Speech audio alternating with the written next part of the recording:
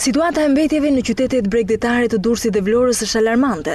Një vëzhgim i bërë nga Ora News në këto dy qytete në vend grumbullimet e plerave nuk lë vend për koment. Siç shihet edhe nga pamjet, në Porto Romano plerat vijojnë të azgjësohen duke u djegur në ambient të hapur. Banorët thonë se kanë 25 vjet që ankohen se djegja e mbeturinave shkakton ndotje të madhe të ajrit dhe se shëndeti fëmijëve por edhe të rriturve po kërcënohet çdo ditë.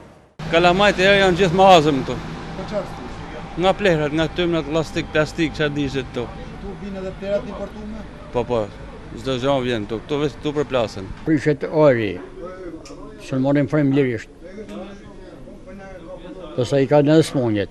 Vend grumbullimi i mbetjeve urbane në Porto Romano, në vija Erore ndodhet vetëm 2 kilometra larg nga qendra e qytetit bregdetar të Durrësit. Ndërkohë situata e ngjashme është dhe në Vlorë, ku vend grumbullimi i mbetjeve nuk ndodhet larg qendrës së banuar. Qyteti Vlorës prej shumë vitesh vuan mungesën e menaxhimit të mbetjeve të saj urbane. Aktualisht qyteti nuk ka një vend grumbullim të përcaktuar apo edhe një përpunim të mbetjeve që gjeneron qyteti. E megjithatë, prej shumë vitesh përdoret një hapësirë informale shumë më afër qendrës së qytetit të Vlorës, e cila shërben si vend grumbullimi dhe shpeshherë edhe vendi djegjes së mbeturinave.